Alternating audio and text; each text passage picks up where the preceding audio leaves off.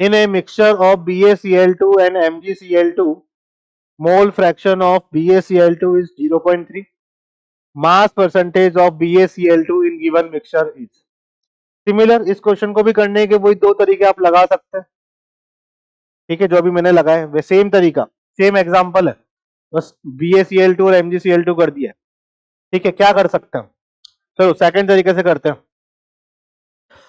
यदि mole fraction BaCl2 का 0.3, तो मान लेता हूं कि 1 मोल सॉल्यूशन है, मिक्सचर है, उसमें 0.3 मोल किसके हैं, BaCl2 के। तो बेरियम क्लोराइड के यदि मैंने 0.3 मोल बोले तो बताओ वेट ऑफ बेरियम क्लोराइड कितना हो जाएगा भाई। इसको इसके मोलर मास से मल्टीप्लाई करना पड़ेगा। मोलर मास कितना होगा BaCl2 का, बेरियम का होता है 137, 137 प्लस 71 कितना हो जाएगा, 208,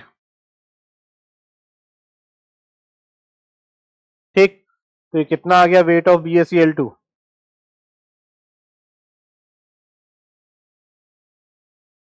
62.4 ग्राम, ठीक है। तो यदि BaCl2 के मोल इतने हैं तो MgCl2 के मोल कितने होंगे मिक्सचर में, 0.7।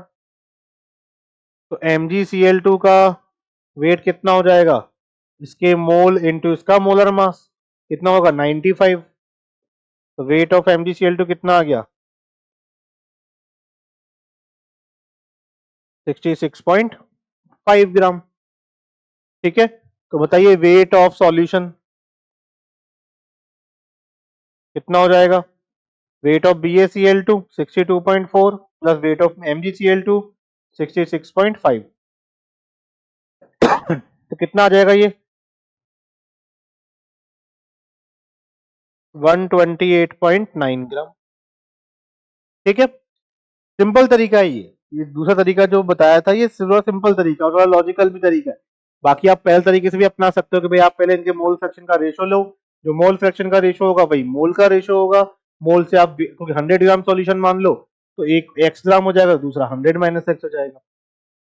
हमें तो मास परसेंटेज BaCl2 का बताना है, तो बताओ mass percentage of BaCl2 barium chloride, तो मास ऑफ BaCl2 कितना है, BaCl2 का मास 62.4 divide by mass of solution कितना हो जाएगा 128.9 इंटू 100। तो करीब करीब ये अपना कितना परसेंटेज आएगा, ये सॉल्व करोगे आप तो ये करीब करीब आएगा आपका 48.4%। एग्जैक्ट डेटा तो यही है 48.4%, ठीक है। तो दोनों तरीके हैं आपको बताने के लिए बच्चों को, दोनों तरीके से आप बच्चों को बता सकते हैं, चीजें सॉल्व करवा सकते हैं, ठीक है।